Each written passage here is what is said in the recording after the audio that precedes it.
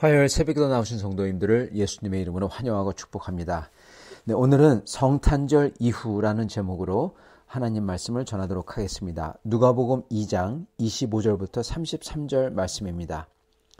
예루살렘에 시므온이라 하는 사람이 있으니 이 사람은 의롭고 경건하여 이스라엘의 위로를 기다리는 자라. 성령이 그 위에 계시더라. 그가 주의 그리스도를 보기 전에는 죽지 아니하리라 하는 성령의 지시를 받았더니 성령의 감동으로 성전에 들어가매 마침 부모가 율법의 관례대로 행하고자 하여 그 아기 예수를 데리고 오는지라. 시므온이 아기를 안고 하나님을 찬송하여 이르되 주제여 이제는 말씀하신 대로 종을 편안히 놓아주시는도다. 내 눈이 주의 구원을 보았사오니 이는 만민 앞에 예비하신 것이요 이방을 비추는 빛이요 주의 백성 이스라엘의 영광이니이다 하니 그의 부모가 그에 대한 말들을 놀랍게 여기더라. 아멘. 네, 오늘 말씀은 성탄절 이후입니다. 즉 포스트 크리스마스죠. 포스트 크리스마스. 크리스마스가 지난 이후 성탄절이 지난 다음에 저희가 과연 삶을 어떻게 살아야 할까 이십니다. 예수님께서 성탄절에 이 땅에 오셨어요. 그런데 아직도 또한 완전히 오시려면은 저는 기다려야 됩니다. 그렇다면 우리는 이 땅에 살면서 어떻게 살아야 할까 이것입니다. 물론 저희는 저희의 상황에 충실해야 됩니다. 저희가 이 삶에 충실해야 하는데 근데 그 목적은 충실해야 되는 목적은 바로 예배자로서 충실해야 되고 그러니까 충실한 예배를 드리는 예배자의 모습 그 자체가 중요하다는 거죠. 그리고 또한 또 다른 목적은 그러한 예배하는 나를 주님께서 쓰시도록 특히 증인으로 쓰시도록 저희가 준비하며 살아야 된다는 것입니다. 그러기 위해서 나는 예배자로서 그 무엇보다도 예배자로서 참되어야 하고 그리고 증인으로서 충실해야 되는 것입니다. 마태복음에 보면은 동방박사들이 나옵니다. 바로 그들이 그런 케이스입니다. 그들은 주님에 대해서 아는 것이 사실은 별로 없었습니다. 물론 동방의 박사라 아는 게 많았죠. 그러나 예수 그리스도에 대해서 그들은 아는 게 별로 없었어요. 왜냐하면 그들은 유대인들이 아니었거든요. 유대인들이 아니었기에 사실은 그들은 하나님을 모르는 사람들이었습니다. 그러나 그들은 그럼에도 불구하고 동방의 박사들은 하나님의 계시와 인도를 받고 주님을 찾아서 별을 따라서 왔죠. 즉 그들은 지식이 우리가 생각하는 만큼 우리가 아는 만큼 없었지만 그렇지만 그들은 믿음으로 왔다는 것입니다. 그리고 하나님 앞에 나와 그리고 예수 그리스도 앞에 나와 경배를 했습니다. 예배를 드렸습니다. 그리고 박사들이 경배하며 찾았던 그 모습 그리고 경배하며 그 산과 들과 그리고 물을 건너서 찾아오는 그 모습 그 자체를 하나님께서는 쓰셨어요. 증인으로 썼던 것입니다. 하나님께서는 이 땅에 오신 그리스도를 경배하러 온 동방의 박사들을 그리스도를 증거하는 증인으로서 예루살렘에게 보여줬습니다. 예루살렘의 밤에 동방의 박사들이 찾아오니까 온 예루살렘이 소동했다, 놀랐다고 하죠. 그리고 헤롯 왕에게 또한 증인으로 썼습니다. 헤롯 왕에게 하나님의 그리스도가 왔다. 네가 왕이 아니다. 하나님의 그리스도가 왔다. 그 왕을 경배하라. 그렇게 증인으로 썼고요. 그리고 또한 하나님께서는 그 동방의 박사들을 서기관들과 대제사장들에게 증인으로 쓰셨습니다.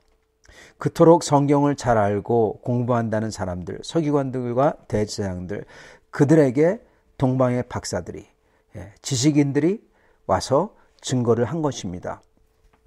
아마도 제가 볼 때 저들밖에 양을 치던 목자들 그런 사람들이 와서 또는 다른 사람들이라도요 와서 증거했더라면 그들은 들은 채 본 채도 안 했을 겁니다. 그런데 이 그리스도의 별을 보고 멀고 먼 길을 떠나 건너온 사람들 그것도 박사들이 증거하니까 왕도 듣고 그리고 왕이 불러서 이 모든 제사장들과 서기관들이 들었던 것입니다. 그럼에도 불구하고 그들은 주님을 찾지 않았죠. 여러분 저희의 삶도요 이와 비슷합니다. 저희는 주님을 증거하는 증인의 삶을 살아야 되는 것입니다. 어떤 사람은 많이 알고 어떤 사람들은 주님을 작게 압니다. 그러나 그것과 상관없이 중요한 것은 하나님께서 우리를 쓰신다는 겁니다. 언제 쓰냐? 우리가 진정으로 주님을 예배하며 경외하는 예배자가 될 때. 이거는 마음만 있으면 할 수 있는 겁니다, 여러분.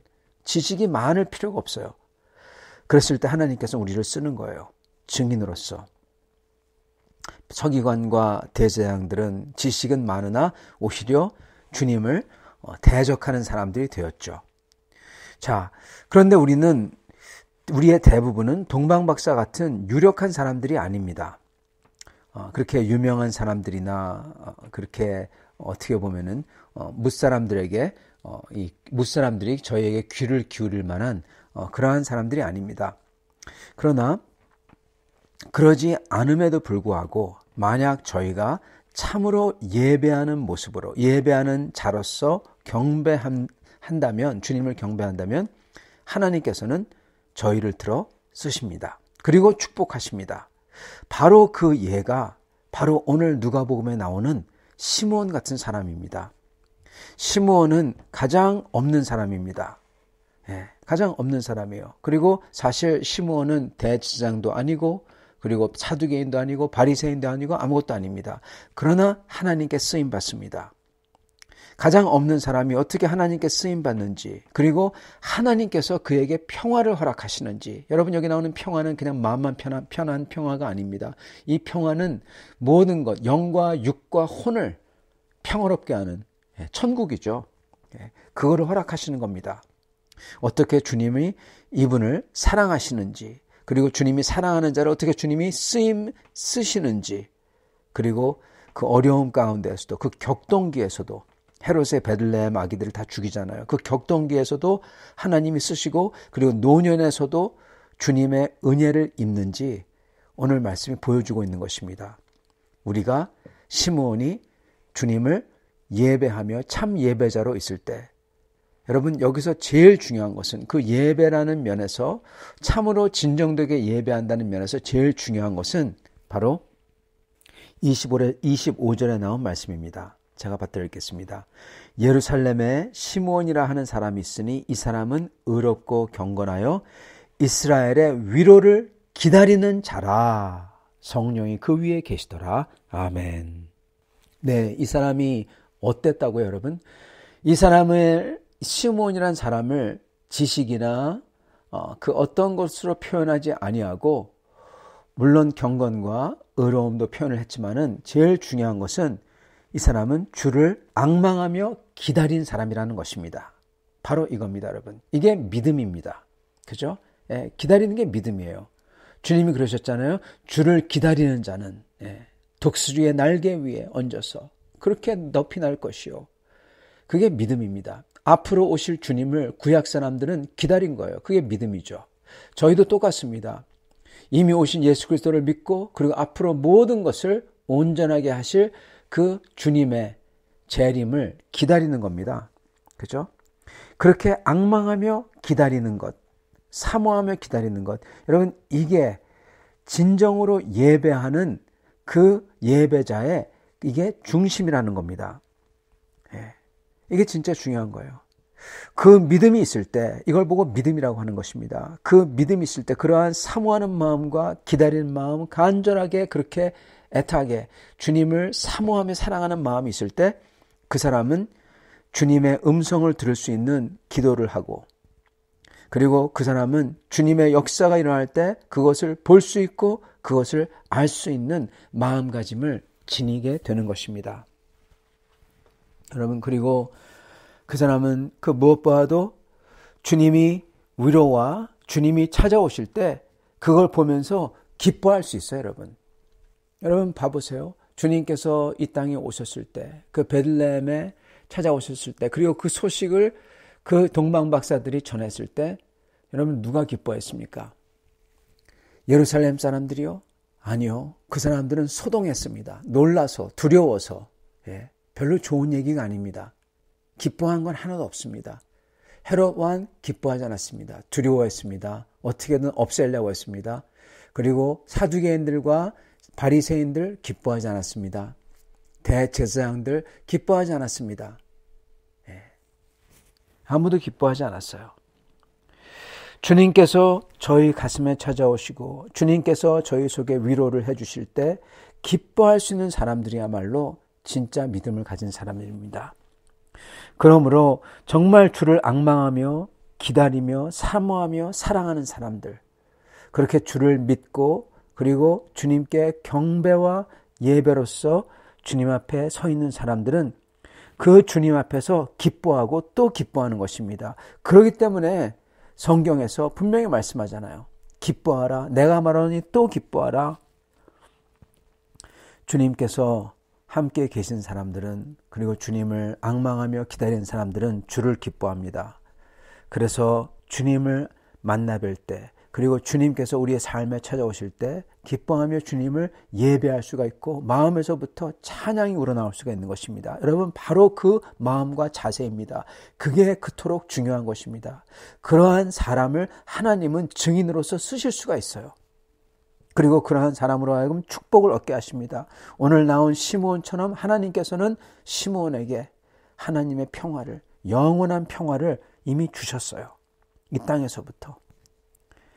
사랑하는 성도 여러분, 우리가 지금 성탄절 이후에 살아야 되는 삶은 어쩌면은 이 시므온 같은 삶인 것입니다.